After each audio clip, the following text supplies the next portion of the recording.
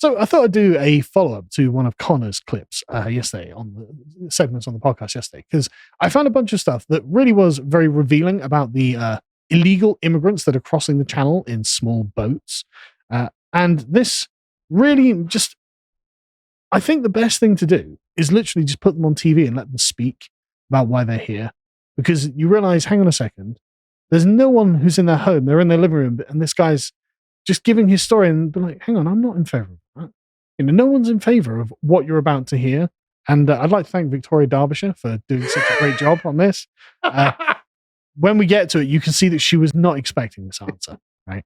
She had a narrative in her head, and the migrant didn't adhere to this narrative. Anyway, but before we begin, go and watch the latest Brokenomics, which is with me and Dan, which is Decivilization. Because I posted a Twitter thread, just a long essay basically on Twitter, saying that everyone can feel that things are collapsing, and illegal immigration is one of the things that's making everything collapse. And there's a really great conversation between me and Dan, and I strongly recommend it. I really enjoyed it. Anyway, so beginning with Ukrainian refugees, who are genuine refugees. And we know they're genuine refugees because refugees are people who are fleeing war zones in the traditional definition of what a refugee is.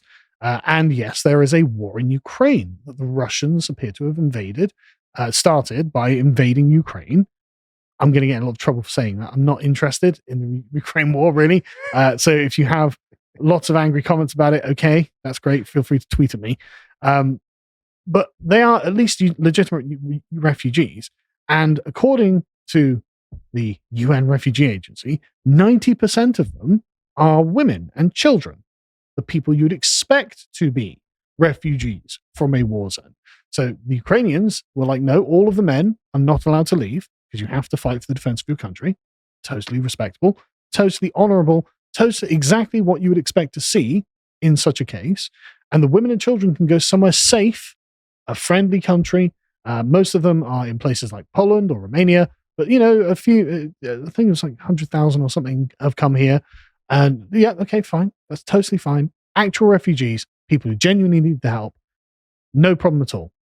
When it comes to the boat people, weird that 90% of them, the complete mirror image of this, 90% of these people are male. And they actually don't come from countries that are currently involved in active war. So why are they here? Maybe those are women who identify as men. Well, that's a great question, but apparently no one's asked them how they identify, actually. So as the BBC have told us recently, there are more than 100,000 of these people since 2018 have crossed, hundreds a day, thousands a week, who are just taking up your money to live in hotels. God only knows what the Conservative government will do, put them in a bloody barge. Oh no, the barge is like making them seasick or something. I don't know what it was. We don't like barges. We're afraid of the water. Oh, shut up, you grifters. But they are, they've come in a little dinghy and yet they don't like the water. I don't believe you. If I didn't like the water, I would not go near a dinghy. They're lying. They're obviously lying. And everyone knows they're lying because we just give them free accommodation and free money.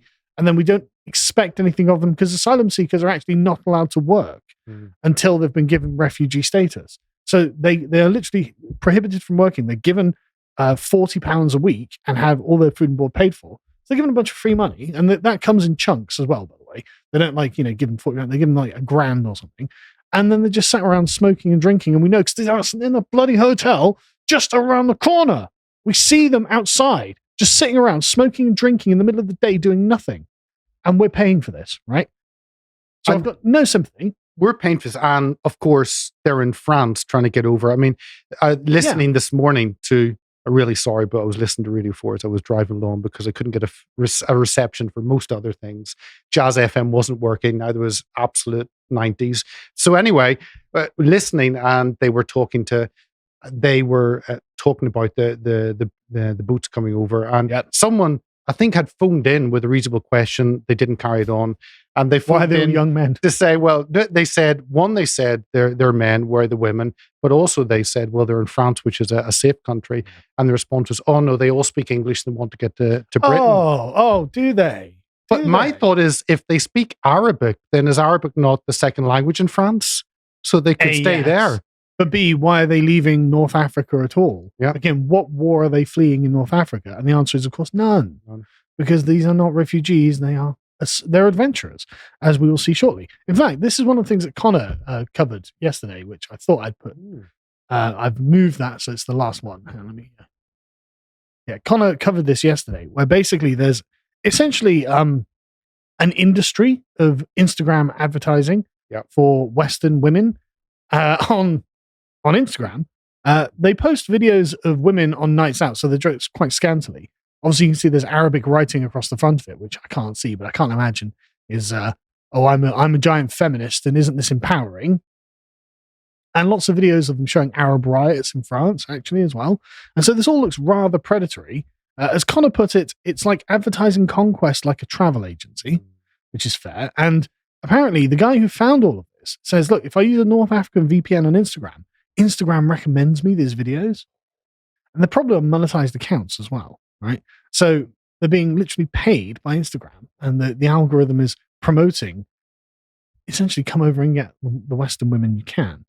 So is this China trying to destroy the West? Well, Instagram's an American company. Okay. So it's owned by Facebook. So I don't think this is any more than ignorance, to be honest. I think these people don't care. The people traffickers have just found a way to game the system, and they're doing it. And it's like, well, why do we care what's on North African Instagram? Because it's exactly the same on TikTok, and the same method is used. And if you sort out how the algorithms work and the phrases to use that don't get you caught, then it's all been advertised openly. If you know what you're looking for, same thing. Anyway, go watch Connor's segment if you want more on that. But anyway, so I thought I'd address the narrative about refugees. Why do they come here? And this is one refugee organization, Oasis Cardiff, and they say people flee their home and their country because they're in danger. They cannot see a viable future for themselves or their family in their home country. That's interesting. I can't see a future for them. What do you mean? Well, I'm not going to make as much money as I wanted, you see. Like, that's not what a refugee is. A refugee is someone fleeing wars, right? They're fleeing conflict, violence, persecution, discrimination, right? Or increasingly, climate-related pressures. Oh, are they? They're fleeing climate change, are they? They were like, my God, did you see the size of the iceberg that calved in the Antarctic the other day?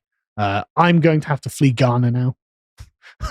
This is just the end of life in Ghana. I read a story about a group of Syrian refugees who were sent down the Brute up in the Outer Hebrides, and 2 weeks later they had begged to be taken back to Syria. Well, there were some in Iraq. Actually, when ISIS were running around Iraq, there were some Iraqi refugees who were sent to Finland. And they got a plane back to Baghdad because it was too cold. So, yeah, but aren't you more worried about being killed by ISIS? Not really. No. You want to be warm? Yeah, it was. Warm. Yeah. That's a big thing. Sorry for interrupting your holiday with the cold weather. So anyway, let's go to the Red Cross. Why do people come? And they've got lots of things in here. And you can see these are the narratives, right? So they want to join people that have already made it to the UK, so chain migration. If the men get over on those boats, then all the families can come over and join them. That theoretically, but these are they're talking about people crossing the English Channel specifically. Okay. So the men themselves are joining people who are already here, they say. But I mean, how many cousins does Abdul have in the UK? And if none of them actually have passports because they've all destroyed them, how do you prove that? Who knows, right? But it doesn't matter. That's fine. And as you say, the next one, they know some of the language. They've got a very broken grasp of pidgin English. Brilliant. Come over, lads. Can't wait to have you. And so they I love this. Knowing that some of the language gives women, men, and children, or what women and children, the best possible chance of rebuilding their lives. Hang on a second. What do you mean rebuilding your lives, right? Refugees, there's a war. Refugees flee. The war ends. Refugees go home. They don't build new lives in the countries that took them in, because surely they want to live in their home, right? But if these guys aren't fleeing a war, and none of the places that these people are fleeing from appear to have wars in them currently, why would they want to go home? These people are very picky. I mean, they get to Greece or they get to Italy. Then they try Austria, they go into Germany, into France, England. I mean, where do you go when you've tried them all and you don't like any of them? I guess I'll go back home, to the oppression of living where I was born and raised. And some refugees are forced to rely on people smugglers to get them to a safe country, and therefore they don't have any control over where they go. It's like, yeah, but you didn't have to get on the boat. You had to pay for the people smugglers. You were in France. But also, look at this picture. A bit whitewashed, isn't it? Oh, it is. Sorry, are we saying there are Ukrainian women on the boats coming across? Because none of the pictures show that, actually. And why wouldn't we fly the Ukrainian women over? Very whitewashed. Deeply disrespectful, I think, to the people of color who come across. Sorry, there was a line on above that. Yeah, you go. And in the middle paragraph there, it says, it is much easier for people to make friends, volunteer, study at school, book doctor's appointments, and navigate the complex legal process of claiming asylum if they have some familiarity with the language. It doesn't matter what language you speak. You're going to have difficulty getting into school. You'll not get a doctor's appointment. I'm sure you're volunteering all over the place, though. How are you going to navigate? Volunteers, lads. Volunteers. Bollocks.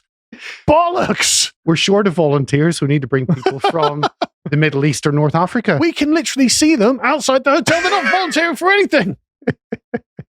Liars. We need volunteers. Come on, Carl. I just can't take it, man. But anyway, it makes you wonder, though, why they don't just go to Germany. I mean, look how much money Germans give them. 135 euros a week. Definitely go there. I might be a bloody asylum seeker in Germany. Guten Tag. Money, please. Do you get that for a 2-week holiday as well? Yeah, I've got to Germany. I've got to pay to go to these countries. I paid to go to Italy and Greece. God, it annoys me.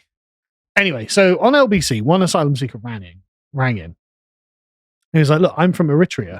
And I came here in 2005 on the back of a lorry. He applied for his asylum. And again, 2005. So he came here. He came here nearly 20 years ago, right? He got his citizenship, now works as a taxi driver. And he explains why he didn't stay in France. Because he's got a very French accent as well. Listen to that. I came through France in 2005. And the thing is, I mean, the French, they don't really look after the immigrants the way the British do. What would you say is the difference between the way the French approach the problem and the way we approach the problem, Danny? Well, I mean, the French, they kind of push you out of the country. They don't really want you. I remember when I was trying to come to UK, I mean, they used to show us the lorries that goes to UK. You know what I mean? So I mean, it's like the way the British handle the refugee and the rights that you have. I think that's what's appealing to all the migrants. The French police kind of help you they just push you out of the country, and people don't really understand. I kept hearing people saying why they don't stay in France or in Italy. They don't want you there. They just want you to go out. And Britain is the only country that helps you to achieve what you want. Isn't that fascinating? The French help you to leave. They help you get on the lorry. They push you out of the country. They're soft, they're hard about it. They don't want you there. And Britain is the only place where you've got rights, where they help you get what you want. It's like, why are you, I mean, you're from Eritrea. There's not a war there. Yep. And he goes, well, look, it was a dictatorship. And it's like, so? Well, that's not our problem. There's no affinity with Britain either, is there? No, well, I mean, for about 15 years, I think, we administered Eritrea after taking off the Italians. Well, they must all come here then. Well, exactly. Did that. I mean, if you want Britain to reconquer and re-administer your country, that's a different conversation. And a lot of these people seem to actually be making that case, actually. They're like, yeah, well, there's no opportunity there because it's run poorly. It's like, it didn't used to be, did it? It didn't used to be. Oh, well, independence movement, shut up. Okay, shut up. But, would you like a blueprint on how to fix it? We could send an advisor over, And so it's just one of those things. I mean, but notice how he's not like, I'm in dire need. I mean, he does, in there he does go, well, it was a brutal dictatorship. It's like, yeah, there's brutal dictatorships everywhere. Everywhere. That doesn't under Biden. Yeah, that doesn't make you a refugee. People Americans fleeing to Canada to escape Biden's regime. Maybe he fled here to volunteer. No, he didn't. He fled here to get work, and now he works as a taxi driver in London. But the point is, he says, look, the migrants probably see us as a soft touch. They're not going to get rid of us. And the French are going to literally shove them onto the lorries and doubtless shove them onto the boats. I mean, where are the migrants getting the small boats from? Yep. How have they got the money to order these boats off Amazon or whatever? The French are obviously giving them. But anyway, so moving on, like Dominic Raab, if I can back onto that. There we go. Yeah. Dominic Raab had said, one pull factor is people thinking that if they come here illegally, they'll be housed in a hotel. Yeah, no doubt, because we are housing them in hotels. It's literally costing us £3 billion a year to put up a bunch of foreign men who have illegally come to this country to get a holiday, which is literally what's happening. But if they come for seeking safety, those two words, then that is in every single European country. There is perfect safety. Yes, there is literally no justification. But that's not what's being said. And of course, The Guardian are like, well, while it's not yet illegal to claim asylum in the UK, the government now routinely refers to asylum seekers as illegal immigrants. Well, it's only because they literally arrived here illegally, right? This hostile and negative term helps create a collective forgetting of who asylum seekers are and the circumstances they ever escape from. So we're taking the French approach, is The Guardian's objection, right? But again, the circumstances they've escaped from. Okay, not having a first world country does not make you a refugee. Yep. Right? That's what they're complaining about. Oh, well, we want opportunity in Britain. We're not a bloody new frontier. Like, this is an ancient settled country. You can piss off, basically. Right? And then you get, obviously, the lefties, right? And just the really brain-dead left-wing takes. Let's have a listen to this. We are a nation of migrants. There's hardly probably anybody that lives in the UK that doesn't originally come from somebody who migrated here. We absolutely should open our doors. And people keep going on about, there was mentions about, well, if they're illegal, I heard somebody on the news yesterday said, but if they're illegal, we've got to put them somewhere. They're not illegal. They are migrants from somewhere. I mean, what would people feel? I'm a teacher, and I have to speak to my kids about this.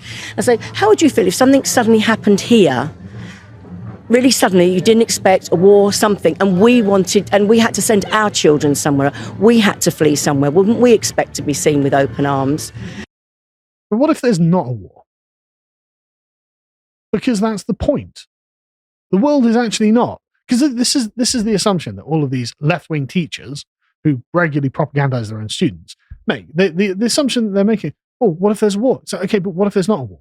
Like, none of the people so far, apart from the Ukrainians, who we actually have taken in, and who have actually sent legitimate refugees, as in women and children, that's fine, bring them in. No one's complaining about those people. They're complaining that literally the people who are not fleeing war are still breaking in and being treated as if they are.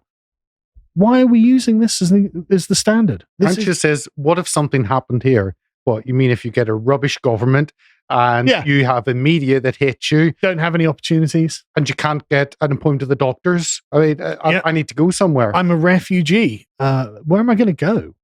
Like, where am I going to go? Literally, where am I going to go? To the far right Switzerland. I guess, yeah. Switzerland, you've got to let me in. Yep. You can't be against refugees, Switzerland. But how about Albania then? It's just one example. Is there a war in Albania? What does this woman have to say about the war in Albania? Don't the Albanians need someone to go, well, I mean, actually, the Albanian ambassador to the UK told MPs that, quote, some Albanian migrants come to the UK to seek out business opportunities. Right, so not refugees then, right? He also claimed that some pretended to be victims of modern slavery. Oh, did they? Falklands expert Andy Hoxhadge estimated that around 40% of people leave Albania for, quote, economic opportunities. Right. I mean, I'm not angry at them for doing that. I don't blame them for doing that. But that doesn't mean we need to take them. That doesn't mean we need to create a fictional narrative.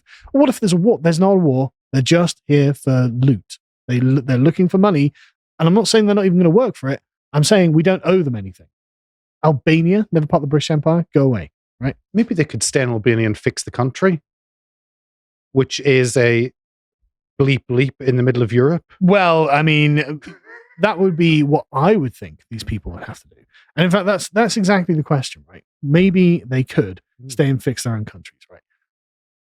But anyway, that's the narrative. And so when Victoria Derbyshire... Oh, please let's listen to her. ...had on her show one migrant from somewhere in West Africa. I can't remember where it was off the top of my head. She just asked him, so why have you come? You left the Gambia at age 15. You went through all these countries. Then you made the treacherous journey in the dinghy. Why did you leave your home to get to Europe? Good evening to everybody. I think, first of all, I left my country because each and every one of us has the right to freedom of movement. We are all born free without cane, so we all have the right to move to wherever we want to move. And in certain situations, people move also because of political reason, because of social reason, and also because of economic reason. I left my country, the Gambia, because I felt that I could not realize my dream there. At the same time, I was going to school, but at a certain point, I became a dropout because education in Africa, especially in Gambia, it's very expensive. So I left my country in order to pursue for higher education. Okay, and you would have known that getting in that boat to cross the Mediterranean could have killed you. Why did that not stop you? I mean, when people decide to make this journey, they decide to make the journey. I decided to leave my country in order to reach Europe because I wanted to realize my dream. He doesn't care. She's like, oh, the risk-averse middle-aged woman is like, oh my God, why'd you get on the boat? That might be dangerous. It's like, you are dealing with a young man off on an adventure. Young men are risk takers. They don't think they're going to die in the boat. You know, they're happy to take the risk. They think they can save themselves. But her face, he's just like, yeah, I came here for opportunity. I came here to make money, to realize my dream. And she's like, oh. Is this live? Can we? So it is live. We can't start it again. I was meant to be portraying you as a victim of persecution or something. It's like, no, I'm a chancer, is what he says. But Cord, even worse, he wasn't fleeing war. No. He wasn't fleeing drought. He's a dropout. He was a dropout. Come on, he was a dropout. He's a dropout. He wants to realize his dream, don't you know? It's like, Victoria, they're not like us and you don't understand them. That's what this is, right? You did not know what you were getting into. This guy doesn't think he's done anything wrong. And really, from his perspective, he probably hasn't. We've done something wrong for allowing him in. He should just be sent back. No chancer, out. No adventure for you here. You're not going to be taking things that don't belong to you. Go back to Ghana, get back into education, stop being a dropout, make something of yourself where you belong. And this, I think, really is totally summarized in the attitude that these migrants have coming across. This was on GB News the other day. And I think it's fascinating because you would think, again, I saw lots of videos of the Ukrainian women and they were just, oh yeah, I'm so grateful to be here. Because of course I was worried about getting bombed by the Russians. I was genuinely afraid for my life. Well, not the young chancers who are prepared to get on the boat in order to try and realize their dreams in Britain, like we're some sort of just, again, undiscovered country. Right? No, this is their attitude. What was the mood amongst them? Did they seem happy to be arriving in the UK? I would say very entitled, to be honest, because this is the usual demeanour you get. You don't get, if these people were actually refugees, you would get humility, you get gratitude, but what you get is an attitude of entitlement. Sometimes they come in, now they didn't do this yesterday, but sometimes they do gangland signs at each other. They make comments at the locals. That's happened as well. I won't repeat one particular comment that was made to a colleague of mine. And they just seem to be, oh, we're here and let's get on our phones and tell everybody we're here. No doubt they've done the TikTok video. Which they do. She gets it. They do all of these things. They're very entitled because they are here to get something. This is an adventure. We go over this all the time. But they are not fleeing wars. The narrative that they are just poor, persecuted refugees just keeps getting destroyed when these men are allowed to speak on television. Why did you come here? I was looking for something cool. It's very good that the RNLI were there to pick them up after they got into a dinghy in the busiest boat lane in the world. Yes. And, there's a taxi service. Thank you. That's lucky, isn't it? It is. Anyway, we'll leave that there. Thanks for watching this segment from the podcast Lotus Eaters. I really hope you enjoyed it. If you feel like supporting the work that we do here, then you can visit our merch store at merch.lotuseaters.com, where you can buy a mug, a hoodie, or any of the other products that we offer. If you're interested in catching up with everything that we're up to on a day-to-day basis, you can also follow our social media at Twitter at lotuseaters_com and also on Getter at the same @. Thank you and goodbye.